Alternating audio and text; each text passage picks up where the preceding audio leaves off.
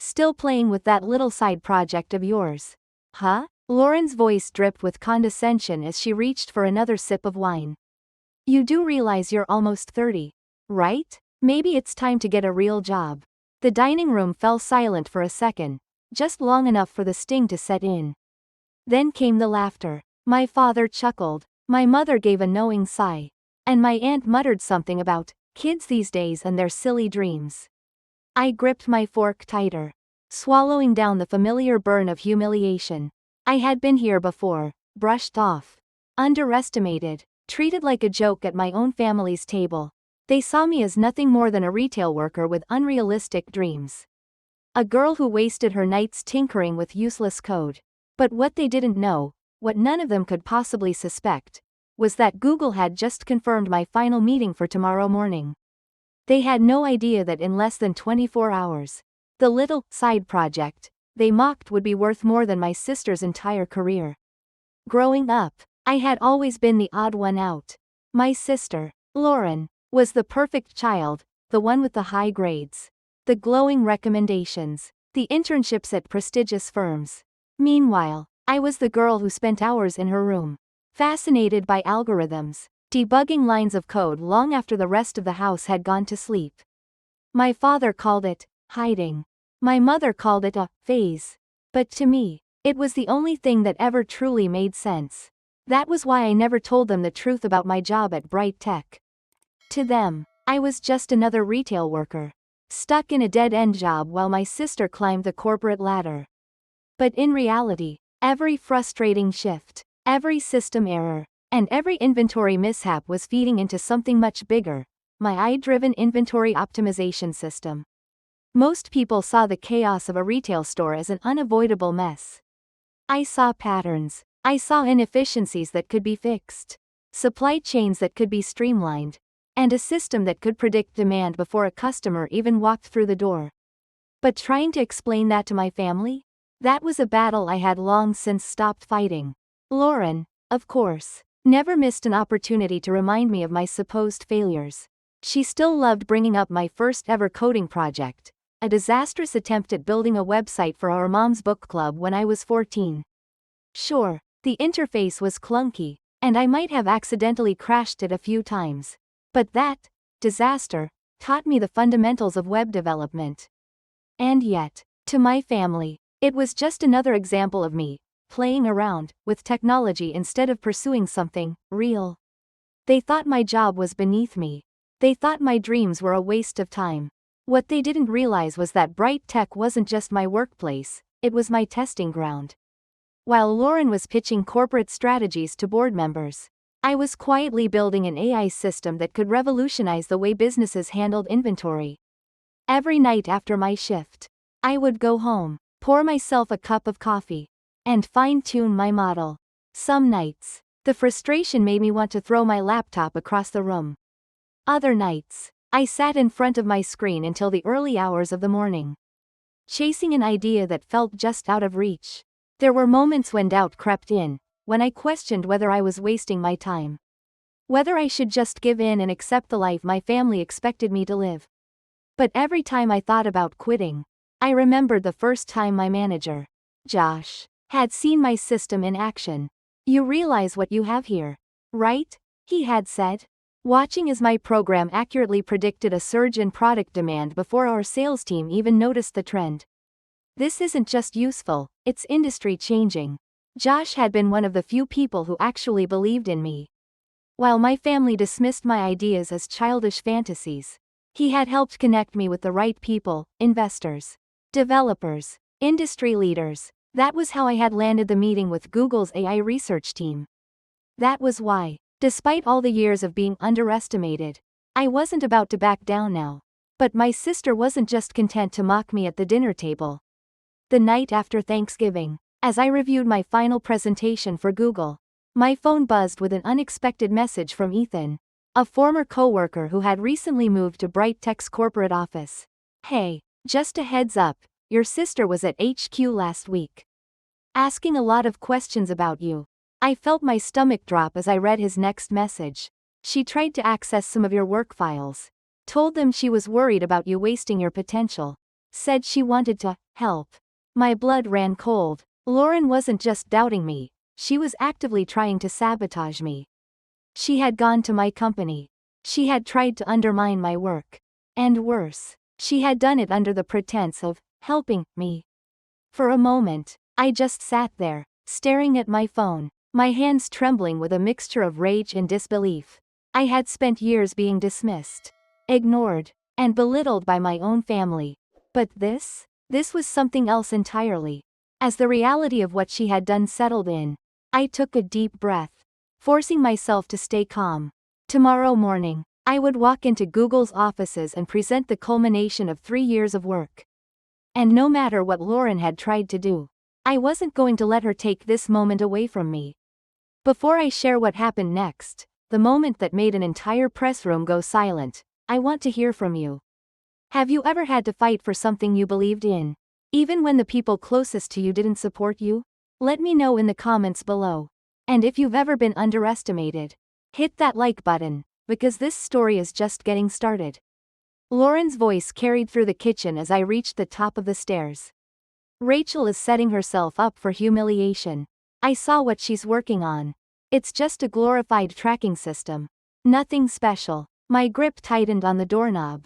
My heart pounding. Maybe we should call Google. My mother murmured. Let them know she's inexperienced. We don't want her embarrassing herself in front of those executives. I felt the air leave my lungs. They didn't just doubt me. They didn't just think I was wasting my time. They were actively trying to stop me. I stepped into the kitchen, making no effort to soften my footsteps. The moment they saw me, my mother's face paled, and Lauren arched a brow. Her expression unreadable. You don't need to call anyone, I said, my voice sharper than I intended. I can handle my own career choices. Lauren barely blinked. Rachel, we're just trying to help. You're not a real developer. You don't have the background, the degree, or the experience to impress Google. I work with corporate clients every day. I know what they expect. I'm trying to save you from getting your hopes up just to be crushed. I exhaled slowly, forcing myself to stay calm. That's funny, I said, tilting my head, because Google already confirmed the meeting. And last I checked, they reached out to me, not the other way around. Lauren's jaw clenched. My mother hesitated before sighing, shaking her head like I was being difficult. Sweetheart, Lauren's just worried. We all are. It's a competitive industry, and we don't want you to be disappointed if it doesn't work out. I let out a hollow laugh, shaking my head. That's rich, considering you were literally about to call them to tell them I wasn't good enough. You never even asked me what my system actually does. You just assumed it wasn't worth anything. You assumed I wasn't worth anything. My mother flinched at that. But Lauren still wasn't backing down. Let's be realistic, she said coolly. You've never worked in AI development. You've never built anything at this scale. You don't know how these things work. I took a step closer, looking her dead in the eye. And yet, I said, voice steady, Google does. For the first time, I saw something flicker in her expression, uncertainty. Good. I turned on my heel, grabbing my bag. Don't bother calling them, I threw over my shoulder. They already know exactly who I am and what I can do. And with that, I walked out the door, leaving them stunned in the kitchen. The drive to Google's offices felt surreal. My hands gripped the steering wheel a little too tightly, my mind replaying the morning's conversation over and over again. My family had doubted me my entire life. That wasn't new, but this? Actively trying to sabotage my career? That was something I never thought they'd do. By the time I arrived, I had forced myself to push it aside. I had bigger things to focus on. As I checked in at the front desk, I noticed something that made my stomach drop. Lauren's company's logo was displayed on one of the digital screens in the lobby. What the? Rachel, I turned, spotting Josh, my former manager from BrightTech, striding toward me with a grin. Glad you made it. I tried to shove the unease from my mind and returned his handshake. Wouldn't miss it, I said, forcing a small smile. Come on, he said, leading me toward the elevator. Everyone's excited to hear your pitch. The elevator doors closed behind us, and I finally let myself ask the question that had been buzzing in my mind since I walked in. Josh, Why is Lauren's company listed here? He gave me a surprised look. Oh, yeah, I meant to mention that to you. Her firm's been trying to secure a major marketing contract with Google for months now. I think they're finalizing negotiations this week. My stomach twisted. Of course Lauren had a connection here. It was never just about her looking down on me. It was about control. She didn't just want me to fail. She wanted to ensure that if I ever succeeded, it would be through her guidance. On her terms. I clenched my fists at my sides. Well, too bad for her. Josh glanced at me. Something wrong? I forced a smile. No, I lied. Just ready to get started. The meeting room was already full when we walked in. High-level executives, engineers, investors, and at the center of it all, me. I took a deep breath, squared my shoulders, and stepped forward. This was it, and no matter what Lauren had tried to do, this moment belonged to me. The room fell silent as I stepped to the front, my laptop in one hand, the other clenched at my side. My heart was pounding, but I kept my face calm. I had spent the last 3 years perfecting this system. No matter what Lauren had done, no matter what my family believed, I had earned my place here. As I connected my laptop to the projector, I glanced at the executives sitting before me. Their expressions were unreadable, curious but cautious. They had seen thousands of pitches before. This was just another meeting to them. To me, it was everything. I took a breath and started. Imagine a world where inventory never runs out of stock at the worst possible time. Where businesses don't have to deal with the chaos of lost shipments, miscounted products, or last-minute shortages. I clicked to the first slide, showcasing my AI-driven inventory optimization system. That world isn't a future concept. It's here, and I built it. I launched into my demonstration, showing how the system predicted product demand based on customer behavior, local trends, and even weather patterns. I explained how it integrated seamlessly with existing supply chain software, optimizing logistics and cutting operational costs by up to 40%. I walked them through real-world test results, live data pulled straight from BrightTech's retail stores. The same stores where I had been dismissed as just another worker. As I spoke, I saw the shift in the room. Executives leaned forward, engineers exchanged glances, nodding slightly. The skepticism that had been on their faces moments ago was fading. They saw it, they understood. Then I dropped the final piece of the puzzle. BrightTech has already been using my system in limited trials across select locations, I said, clicking to the next slide. Stores using it have reported a 27% increase in efficiency and a 32% drop in overstock-related losses. And starting next quarter, they're planning to roll it out across all their locations. The CTO of Google rested his elbows on the table, nodding slowly. This is impressive, he said, but why develop this while working in retail instead of pitching it sooner? I met his gaze. Because real problems aren't solved from a boardroom, I said. They're solved on the ground. By seeing them firsthand, by working alongside the employees who deal with them every day. Silence. A good silence. The kind that meant they were processing every word. Then, finally, one of the executives spoke. We'd like to make you an offer. For a split second, my breath hitched. We're interested in acquiring your system. He continued, not just to implement it across Google's retail and logistics networks, but to bring you on board as our Deputy Director of Retail Innovation. The room blurred for a moment.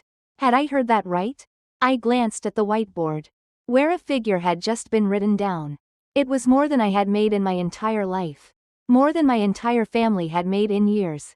My mind raced. My throat was dry. I had prepared myself for a deal, licensing, partnerships, maybe even a buyout, but this was beyond anything I had imagined. As I processed what was happening, the conference room doors suddenly opened. A woman in a sleek suit stepped inside, her heels clicking sharply against the floor. My stomach twisted the second I recognized her.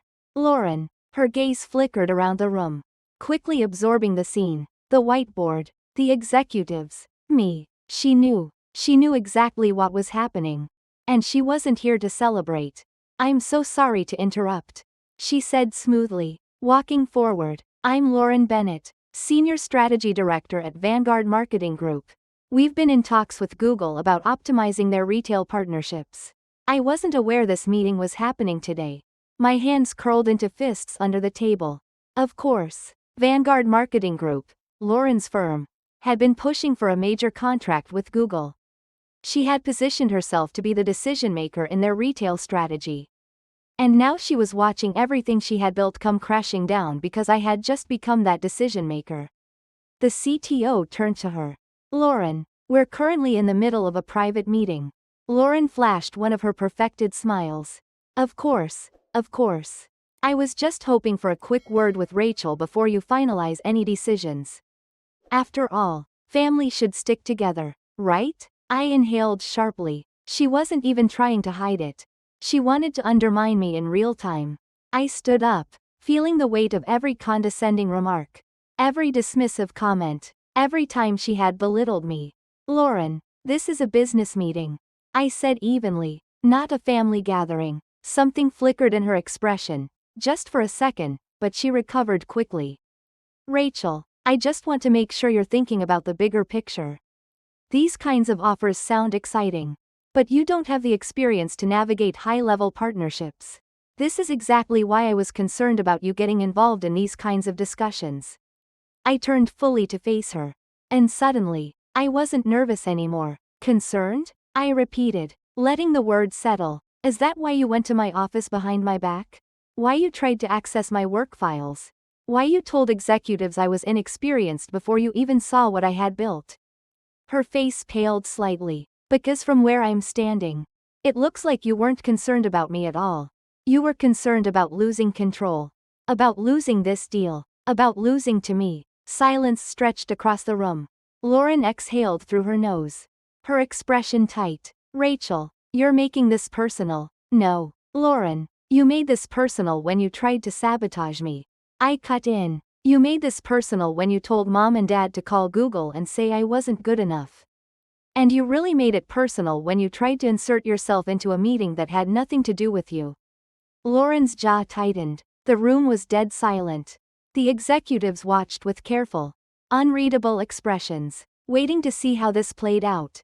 I turned back to them.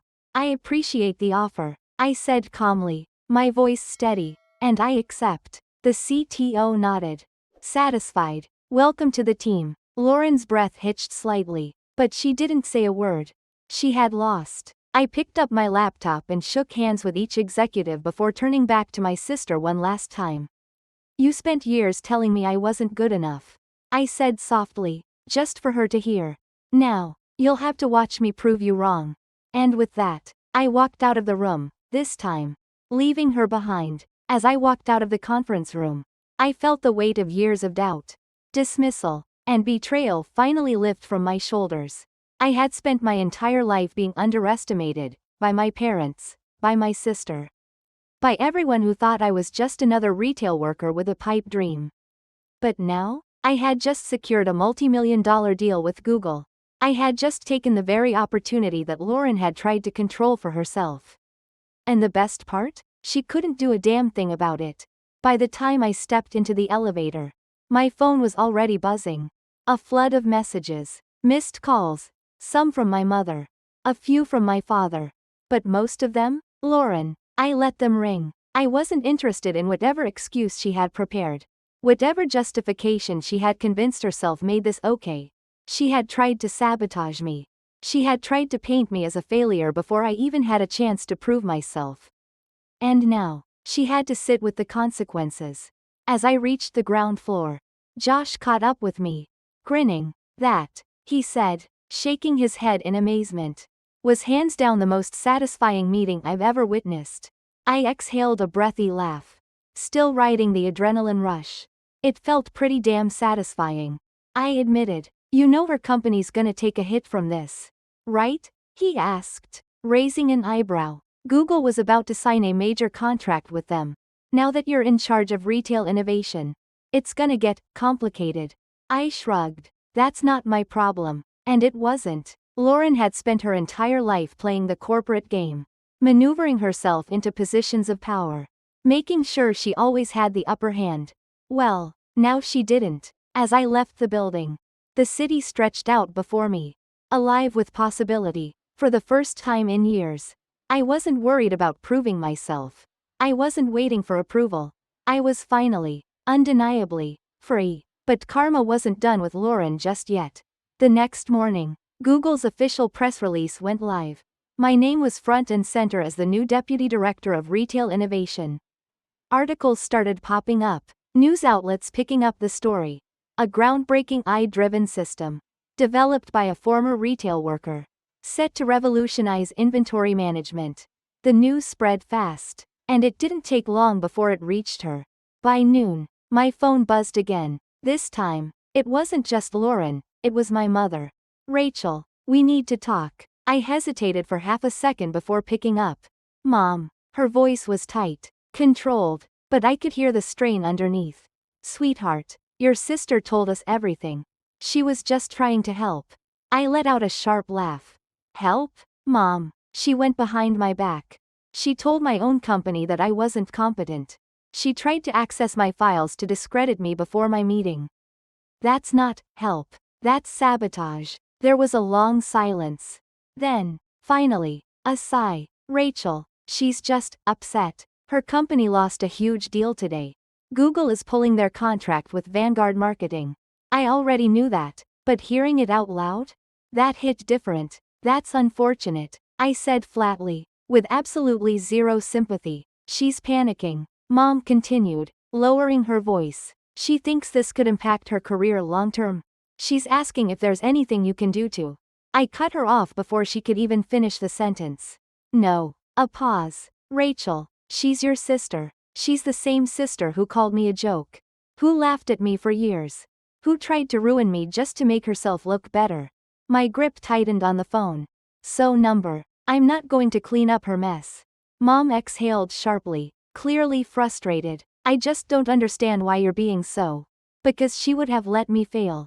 Mom, I snapped. She would have watched me lose everything and she wouldn't have lifted a damn finger to help. So why should I? Silence. For the first time in my life. I wasn't the one scrambling for their approval. I wasn't the one trying to justify my choices. I wasn't the one being talked down to like a child. I was done. If she wants to fix this, I said evenly, she can do it the way she always told me to, by working harder. I ended the call before she could respond. By the end of the day, the fallout was brutal. Lauren's firm lost not just the Google contract, but several other clients who had been considering similar partnerships. Apparently, no one wanted to invest in a marketing firm that had just publicly failed to secure a major deal. She had built her career on power and connections, but now, those connections saw her as a liability. And me? I was just getting started. That weekend, Jenna, one of the only people who had ever believed in me, took me out to celebrate. We sat on a rooftop bar, the city lights glowing beneath us, clinking our glasses together, to proving people wrong, she said with a grin. I smirked, taking a sip of my drink, to never needing their validation again. For years, I had been the one left behind, the one mocked at Thanksgiving dinners, the one whose dreams were brushed aside.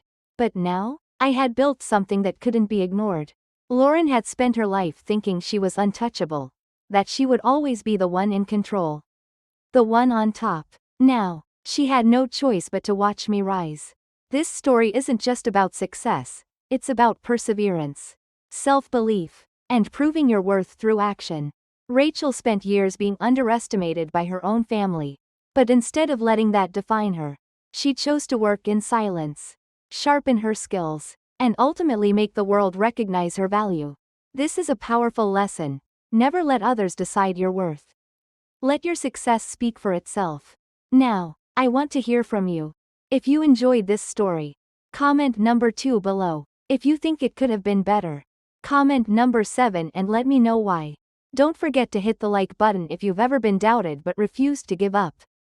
And if you love inspiring stories like this, subscribe to the channel now, because there's so much more coming your way. Rock it.